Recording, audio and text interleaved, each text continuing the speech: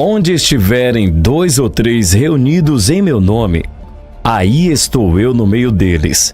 Mateus 18:20.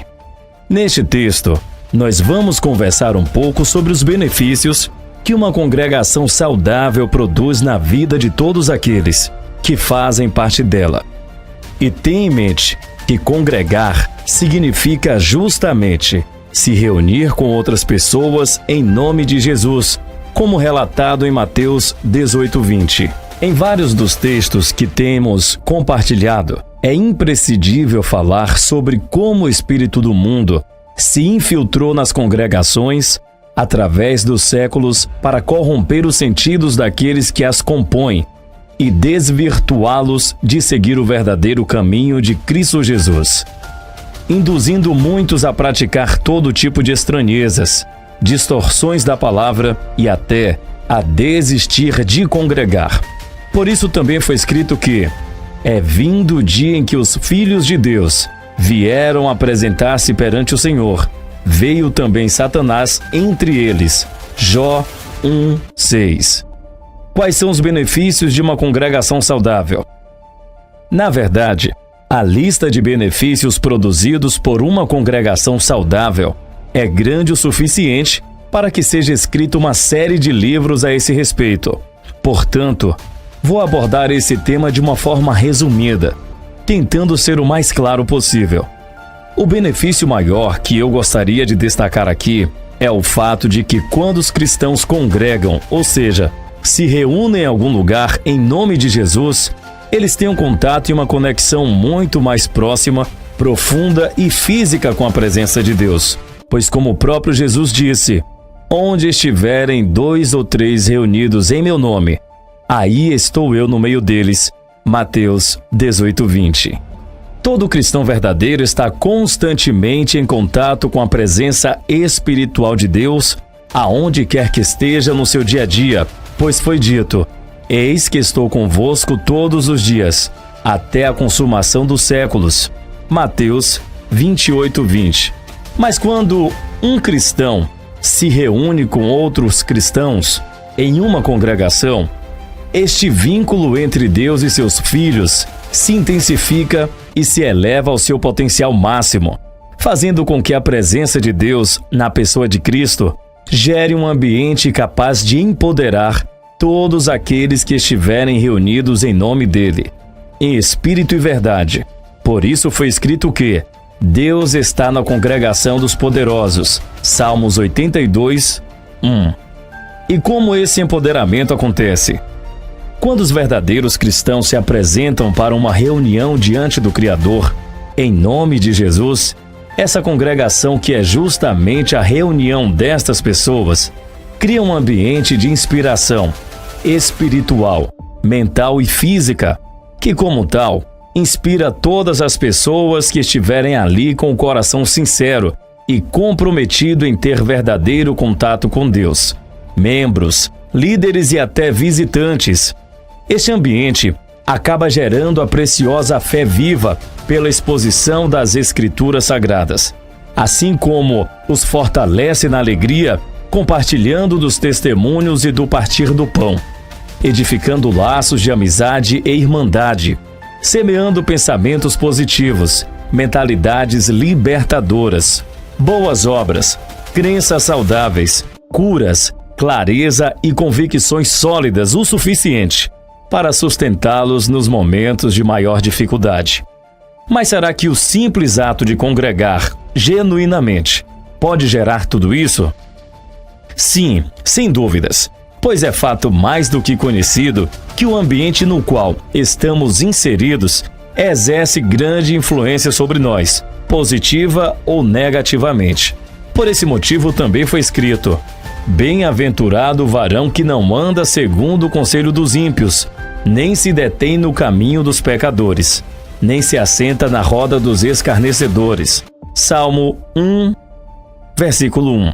Ou seja, enquanto os mundanos e falsos cristãos ficam cada vez mais confusos, tristes, fracos e sem esperança, porque vivem constantemente rodeados, reunidos e inseridos nos ambientes do espírito do mundo, repletos de caos, sacrifícios, julgos e mentiras sociais.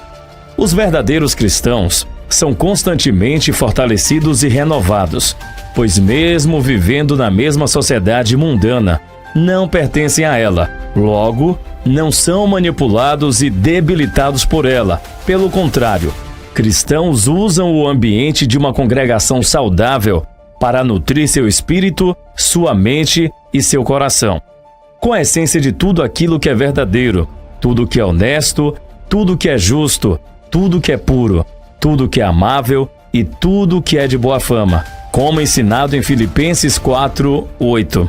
De modo a anular toda e qualquer influência negativa da sociedade mundana em suas vidas, interior ou exteriormente, enquanto são continuamente inspirados pelo Espírito de Deus e, portanto, empoderados pelos princípios, conceitos e virtudes de Cristo, compartilhadas dentro do ambiente das congregações saudáveis e praticadas no viver cotidiano. Essa é, de forma resumida, a maneira como congregar beneficia grandemente a nossa vida. Por esse motivo, foi ensinado que devemos proceder, não deixando a vossa congregação como é costume de alguns. Hebreus 10:25.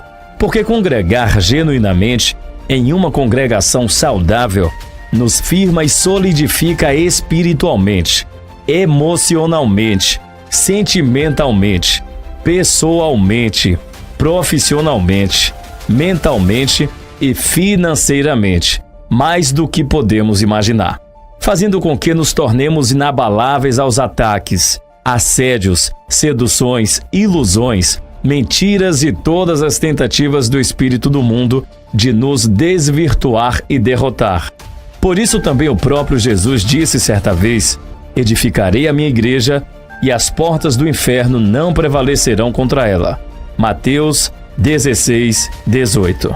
Ninguém pode se considerar verdadeiramente cristão se não fizer parte do corpo de Cristo por meio de uma congregação verdadeiramente saudável.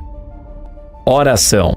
Soberano e eterno Pai, amantíssimo Deus, Tu que és o dono do amor, Tu que criastes o amor, Tu que é o amor.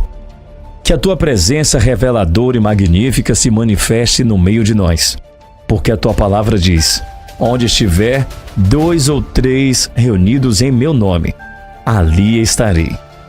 Que venha sobre nós a Tua presença, o Teu cuidado, que as nossas vidas estejam debaixo da Tua poderosa mão, nos livrando, nos direcionando, nos alimentando do Teu Espírito. Amém.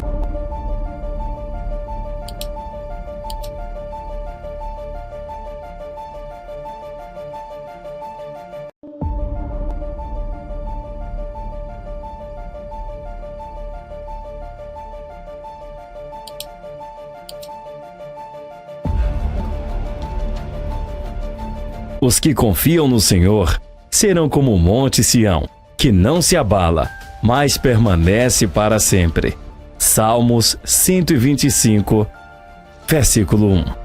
Alguma vez você já passou um tempo prestando atenção em uma montanha? Montanhas são magníficas e grandiosas obras naturais de Deus que podem nos ensinar valiosas lições de vida, se estivermos dispostos e atentos para aprender. Uma dessas lições é justamente o entendimento de como podemos nos tornar mentalmente inabaláveis. E como isso é possível?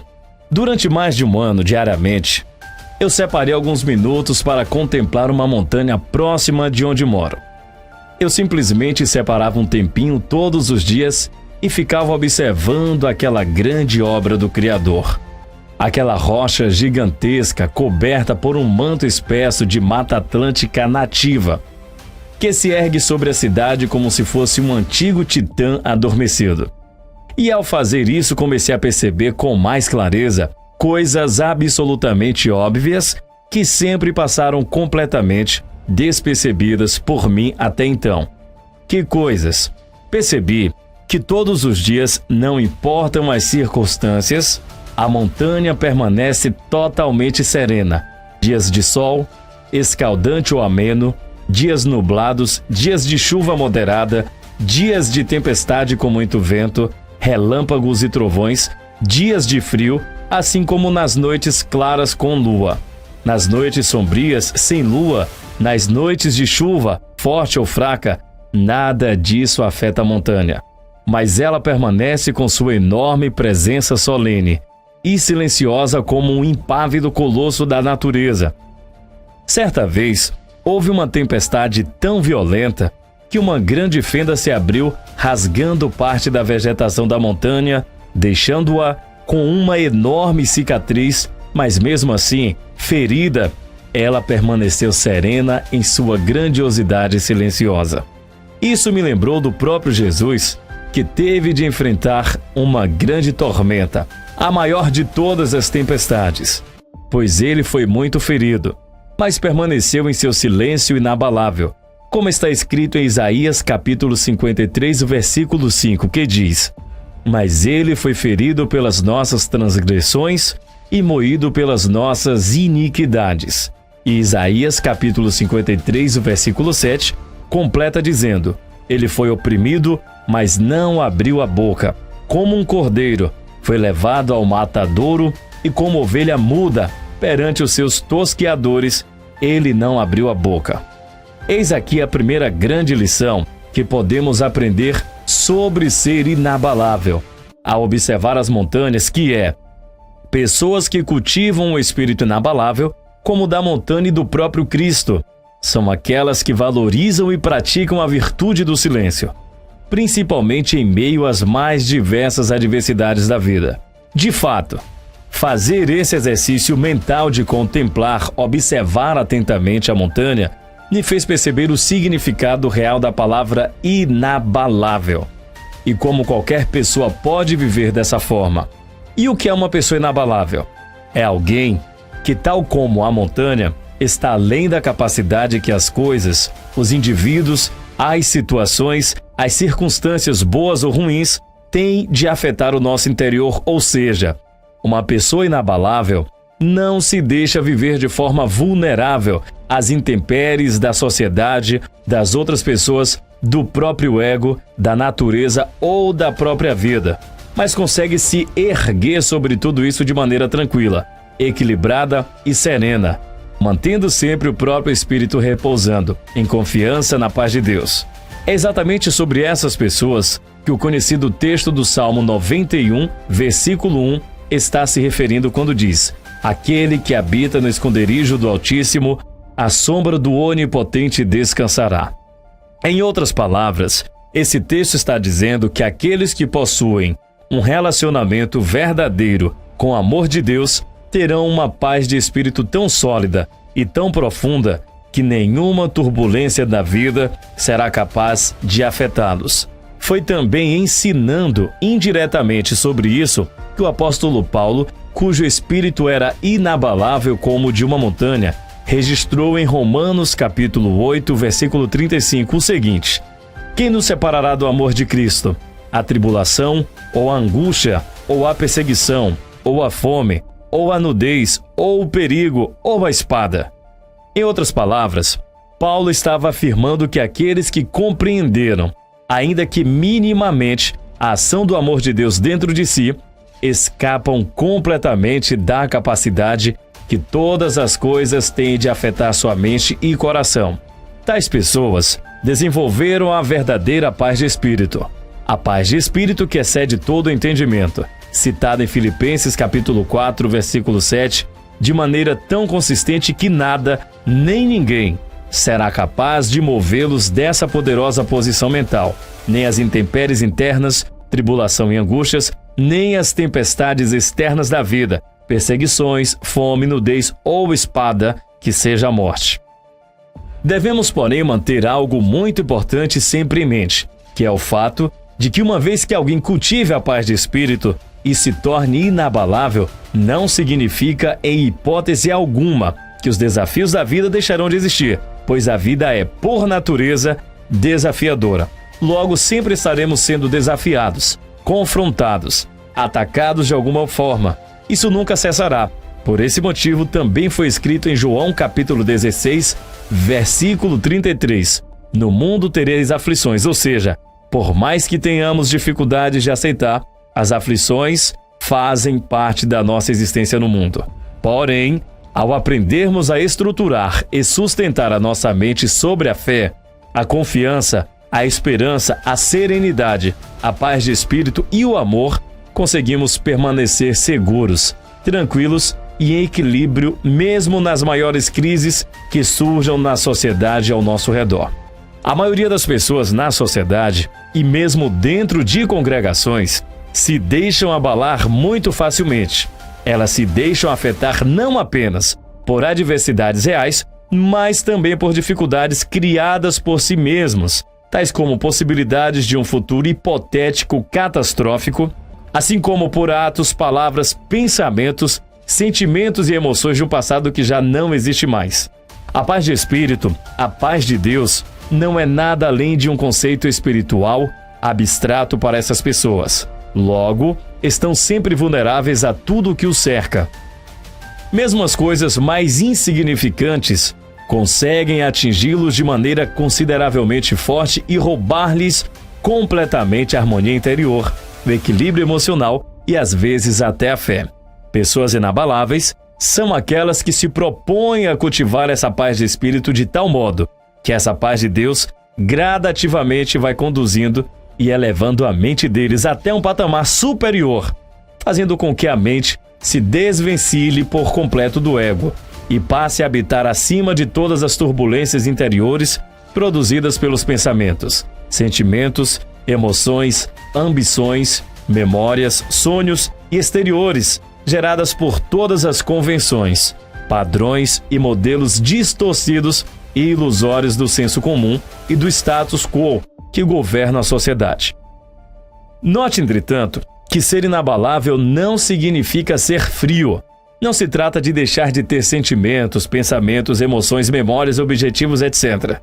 Pois tais coisas são parte inseparável da nossa condição humana. Porém, ser inabalável significa que, conscientemente, não nos permitimos mais ser arrastados ou empurrados aleatoriamente pelos nossos próprios pensamentos, sentimentos, emoções, desejos, memórias, nem nos deixamos mais desequilibrar pelas vaidades e paixões do ego humano. Nossa condição de inabalabilidade se dá na medida em que cultivamos a cada momento a prática consciente de não perder nossa estabilidade mental, emocional, sentimental em nenhuma situação ou circunstância do cotidiano, por mais desafiadora, adversa, dolorosa ou aterrorizante que sejam.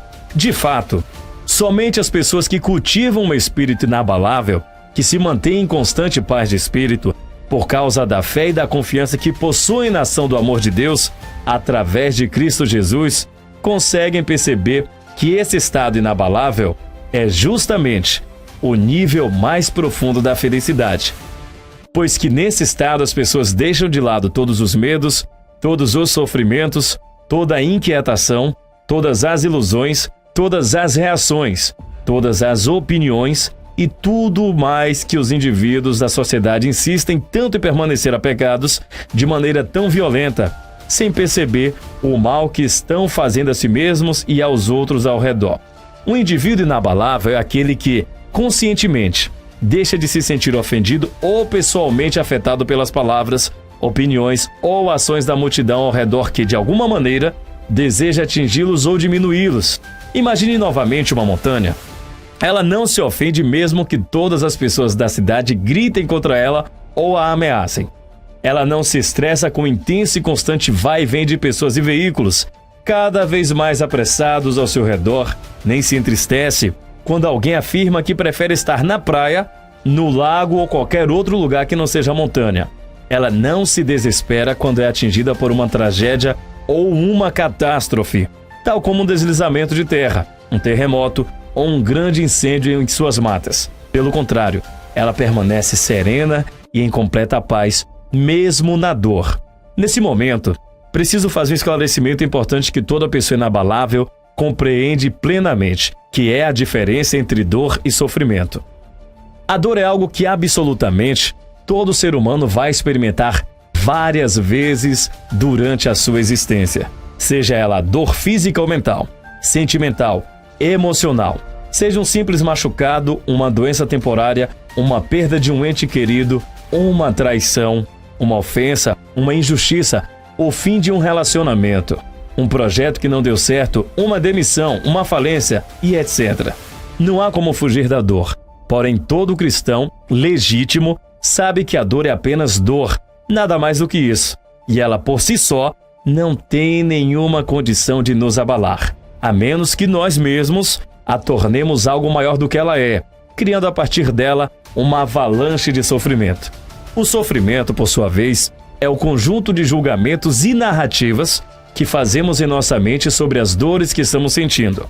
Tais julgamentos e narrativas são justamente os espinhos afiados que nossa própria carne, o nosso ego, usa para nos ferir e estender a percepção equivocada de que nossas dores são maiores e mais profundas do que realmente são. Pessoas inabaláveis sabem que a dor não pode ser evitada, mas podem passar por todas elas em paz desde que não estejamos acumulando, colecionando, carregando, comparando e, por incrível que pareça, até se gabando dos sofrimentos aleatórios que o espírito do mundo usa a sociedade para incutir nas pessoas. A maioria dos indivíduos se deixa abalar muito facilmente porque concentram sua atenção e sua fé mais no sofrimento que criam para si mesmos do que em perceber que podem passar pelas adversidades e dores da vida em paz, colocando a fé e a atenção na serenidade e no amor de Deus para conosco. Na serenidade e no amor de Deus para conosco. Logo, como não sabem disso, estão sempre sendo abalados, perdidos em ondas e mais ondas de sofrimento frenético e sem sentido. Mais uma vez, que despertem para esse entendimento, em pouco tempo estarão se comportando como aqueles que possuem um espírito monumental, inabalável, como as montanhas. Oração. Senhor Deus e eterno Pai, nós te agradecemos nesse momento por compartilharmos desse aprendizado que o Senhor nos permitiu. Que nos momentos que a dor chegar à nossa porta, que a dor chegar à nossa vida, que a tua mão, o teu direcionamento, nos faça permanecermos inabaláveis, como as montanhas, que tudo sofrem, mas tenha fé que tudo passa. Amém.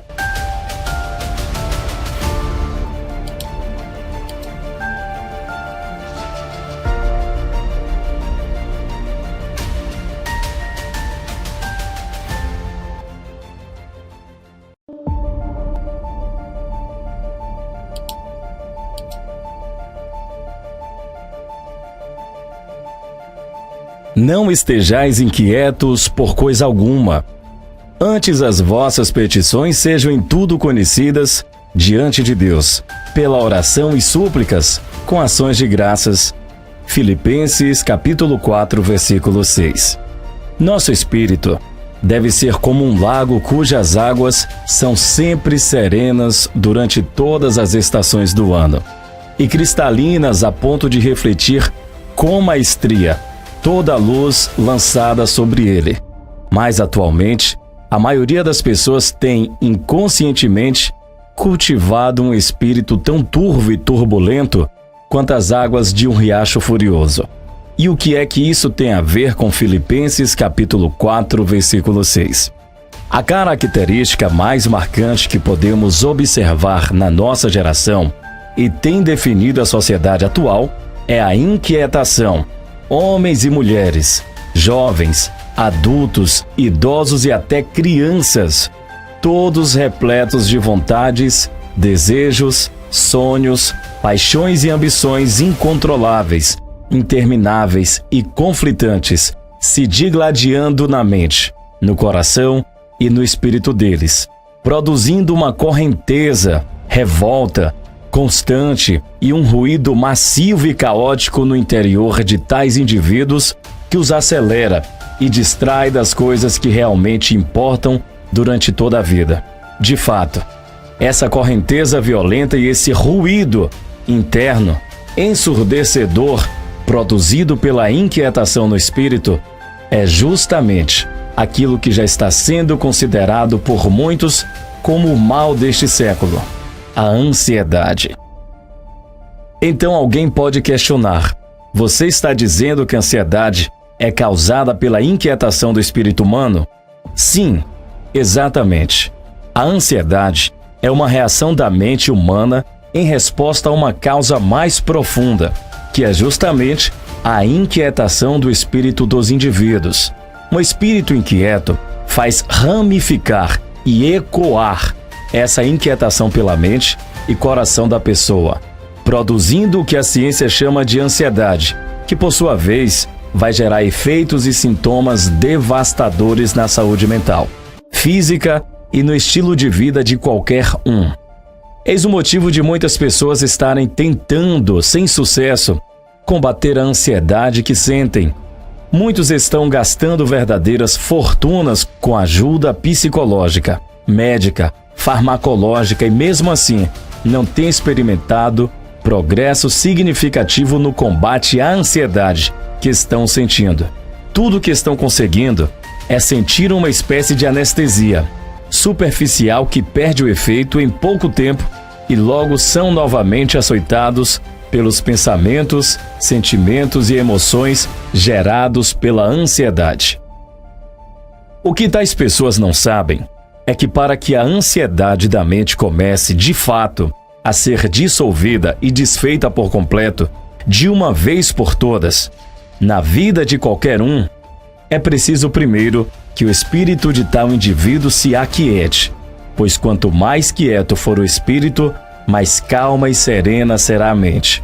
Do contrário, tais indivíduos nunca conseguirão desenvolver verdadeira mansidão, que é a paz interior, aquela paz que o próprio Jesus deixou à nossa disposição, como ele mesmo revelou em João capítulo 14, versículo 27, que diz: deixo-vos a paz, a minha paz vos dou, não vos-la dou como o mundo a dá. E sem a paz de espírito, a ansiedade estará sempre presente, ora mais forte e perceptível, ora menos, mas nunca se livrarão inteiramente dela. Na sociedade atual, há muitas ferramentas e técnicas sendo utilizadas para tentar diminuir os efeitos nocivos e os sintomas da ansiedade nas pessoas. E por mais que tais técnicas e ferramentas tenham seu valor e se forem utilizadas com a devida sabedoria, podem realmente ser úteis até certo ponto. Nenhuma delas conseguirá eliminar a ansiedade da mente dos indivíduos por completo, visto que nenhuma dessas ferramentas e técnicas ataca a causa de tal ansiedade, que é a inquietação presente no espírito humano. Tratar a ansiedade da mente, mas deixar a inquietação do espírito sem tratamento adequado, é como tentar enxugar uma rocha que está dentro de um riacho. O poeta e escritor Henry David, cuja obra serviu como inspiração para Martin Luther King, disse certa vez que a maioria dos homens vive em um silencioso desespero. Tal afirmação é especialmente verdadeira ainda nos dias atuais, mais do que antes. E esse desespero silencioso nada mais é do que a própria inquietação do espírito humano, que permanece sempre em segundo plano, subliminar, como um pano de fundo cinzento e difuso na mente e no coração das pessoas. Ela não permite que os indivíduos encontrem e cultivem a paz de espírito ao mesmo tempo, que distorce toda a capacidade de perceber a vida de maneira adequada, edificante e equilibrada. E, como se tudo isso já não fosse suficientemente ruim, tal inquietação ainda tem a capacidade de corroer e deturpar a fé, como Gálatas capítulo 1, versículo 7 revela ao dizer: mas há alguns que vos inquietam e querem transtornar o evangelho de Cristo. Pessoas com espírito inquieto tendem a tentar compartilhar essa inquietação com os outros ao seu redor, o máximo possível, e como foi observado pelo apóstolo Paulo na carta aos Gálatas, esse fenômeno também ocorre dentro das congregações. E como tratar essa inquietação? Primeiramente, devemos identificar as distorções que essa inquietação produz para que assim, com a devida clareza e consciência, possamos adotar práticas mentais e espirituais que vão neutralizar essa inquietação e dissolver a ansiedade. Então, quais são essas distorções? A verdade é que há muitas, e várias delas são diferentes de uma pessoa para outra, de modo que não me seria possível abordar todas elas aqui em um simples texto como esse. Porém, há também aquelas que são mais genéricas e podem ser observadas na maioria dos indivíduos. E são essas que vou citar aqui.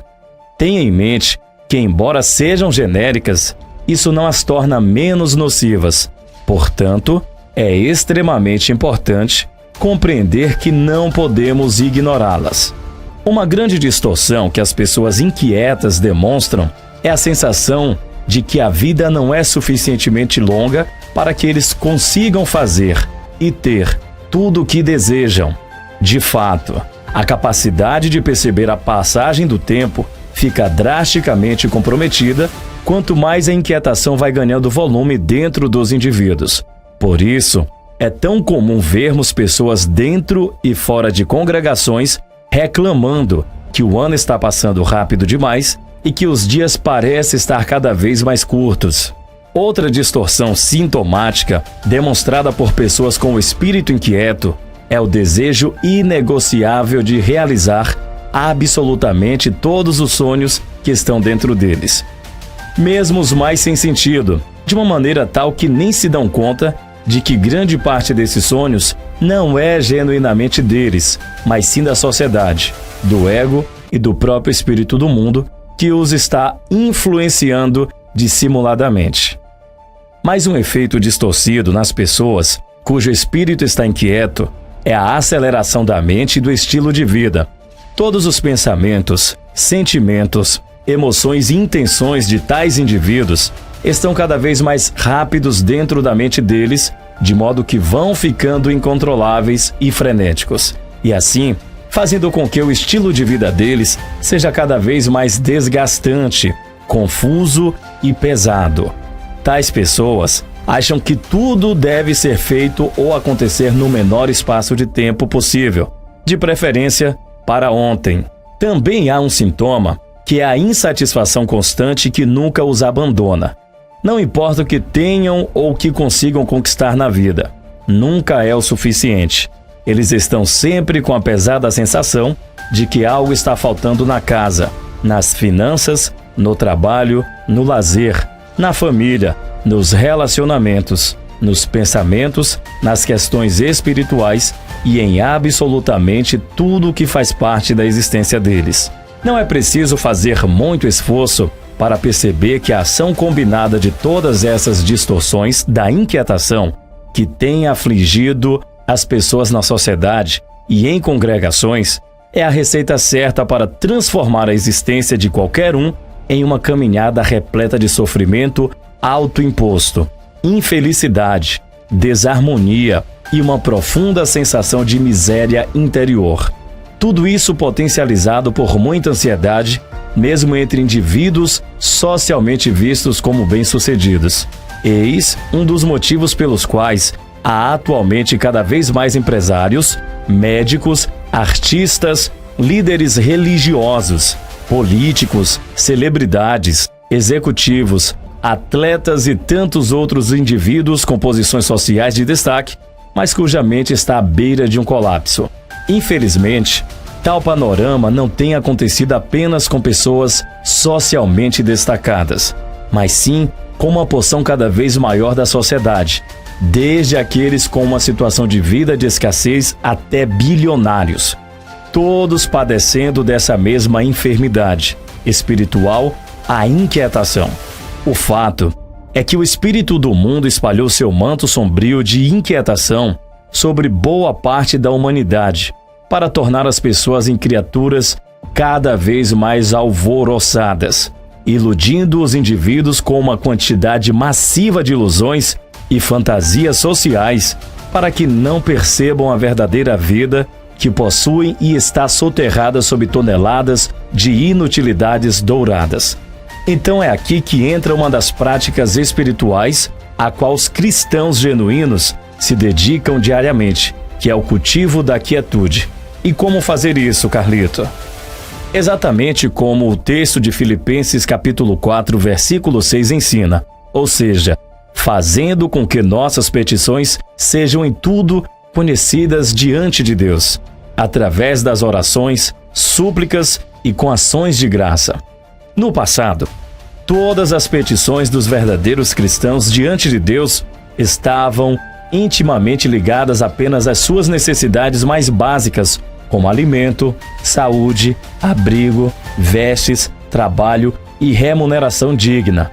Da mesma maneira que as orações e súplicas estavam sempre sustentadas pela fé genuína e direcionadas pela esperança e pelo amor a Deus, ao próximo e a eles mesmos, enquanto nutriam um profundo senso de gratidão ao Altíssimo, uma vez que tais coisas básicas e simples da vida eram providas, mesmo que em poucas, porém suficientes quantidades. Então, por causa desse tipo de comportamento, o espírito deles permanecia sempre em paz, de modo que a inquietação da natureza humana não conseguia se enraizar neles para perturbá-los, e assim ficavam livres e imunes a todas as ansiedades sociais que o espírito do mundo tentava lançar sobre eles mesmo em momentos extremamente delicados. Atualmente, porém, a inquietação do espírito humano está cada vez mais forte, porque as pessoas da sociedade não têm o maravilhoso hábito de fazer orações e súplicas genuínas, nem de cultivar uma mente agradecida pelas dádivas que possuem. Mesmo que sejam poucas, de fato, tais pessoas não sabem que orações e súplicas genuínas acalmam o espírito com esperança e amor. Infelizmente, muitos dentro de congregações também estão sendo vítimas crônicas dessa inquietação e de seus vários efeitos e sintomas, porque, embora façam suas petições, súplicas e orações diante de Deus, tais petições estão majoritariamente ligadas a todo tipo de coisas supérfluas, assim como suas orações e súplicas estão geralmente sustentadas por uma fé vaidosa, egocêntrica e direcionadas por sonhos de consumo sem sentido, paixões, desejos repetitivos, ambições, egoísmo, narcisismo, hedonismo, megalomanias e outras coisas semelhantes, como o texto de Tiago, capítulo 4, versículo 3, deixa claro ao afirmar: pedes e não recebeis, porque pedes mal, para o gastardes em vossos deleites. Além disso, por causa do tipo de petições, orações e súplicas distorcidas que fazem, não conseguem nutrir em si mesmos quase nenhum senso genuíno de gratidão a Deus, mesmo que estejam vivendo em tempos de tranquilidade e abastança. Qualquer um cuja prática espiritual se resuma a esse tipo de procedimento jamais conseguirá desenvolver verdadeira paz de espírito e continuará como um mero fantoche da própria inquietação.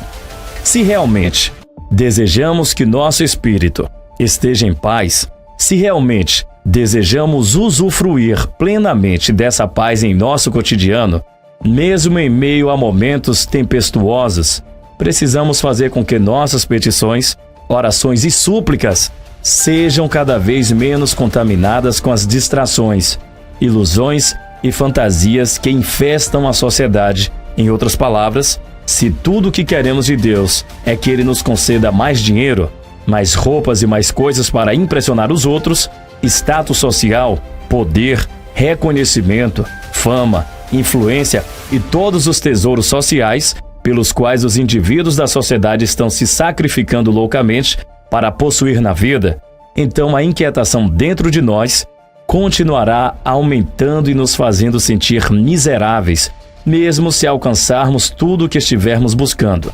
Como o texto de 1 Coríntios, capítulo 15, versículo 19 afirma, quando diz: se esperarmos em Cristo só nesta vida, somos os mais miseráveis de todos os homens. Quando, conscientemente e intencionalmente, voltarmos nossas petições, orações, súplicas e ações de graça para o que realmente importa, a inquietação no nosso espírito começará a se desfazer, assim como os efeitos dela, dentre os quais a ansiedade, entre outros. Este é o momento em que começaremos a experimentar a verdadeira e profunda paz de espírito que protegerá nosso coração e mente das aflições da vida. No livro O Fim da Ansiedade, o pastor e escritor Max Lucado diz: a paz vem quando as pessoas oram. E eu acrescento que a paz realmente vem quando as pessoas oram de verdade, sem deixar que suas orações, petições e súplicas sejam produzidas ou atraídas e dirigidas pelas mais diversas ilusões, fantasias e deformações da sociedade, o que infelizmente tem ocorrido bastante atualmente. E como fazer isso? Em Efésios capítulo 6, versículo 18 está escrito: orando em todo tempo com toda oração e súplica no Espírito. A oração no Espírito alimenta a paz no nosso espírito. E orar e suplicar no Espírito significa retirar o nosso ego das orações, ou seja, vá retirando de suas petições, orações e súplicas toda ambição, toda paixão, toda vaidade, todo egoísmo, todo narcisismo, toda megalomania, todo sonho sem sentido, todo desejo por vanglória e qualquer coisa semelhante a essas que você puder identificar dentro de si. Acredite, todos nós ainda temos muito dessas coisas se acumulando livremente, disfarçadas em nosso interior, e são elas que contribuem imensamente para nos deixar profundamente inquietos dia e noite. Observe atentamente tudo o que está em seu interior e você começará a identificar todas essas coisas do ego claramente. Não é o nosso ego que deve orar, de fato. Nós nunca devemos deixá-lo fazer isso, porque o ego é a carne. Logo, não compreende e é oposto às coisas do espírito, embora saiba se fingir de espírito muito bem. Se permitirmos que nosso ego ore, e muitos têm feito isso por décadas, nossa inquietação será cada vez mais acentuada, pois nossas orações não serão espirituais, mas sim naturais e até carnais. Quando começamos a eliminar o ego, separando-o completamente das nossas práticas espirituais, que são orações, petições, súplicas, ações de graça e outros, perceberemos que a paz real já estará presente em nós, pois será desenterrada de sob essa quantidade absurda de inutilidades e quantidade, e essa paz dominará abundantemente o nosso espírito, desintegrando toda e qualquer inquietação que tente nos afligir, assim como qualquer ansiedade que a sociedade e o espírito do mundo lancem sobre nós. Oração. Espírito Santo de Deus, nos ensine a orar com desapego ao nosso ego. Nos ensine a nos despir daquilo que é imposto pelo espírito do mundo.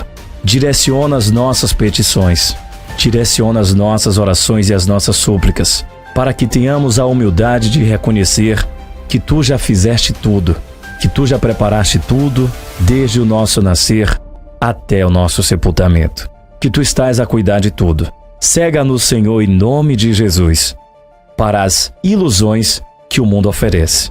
Que a nossa atenção seja voltada para aquilo que é eterno e assim promover a paz dentro de nós, no nosso espírito, em nome de Jesus. Amém.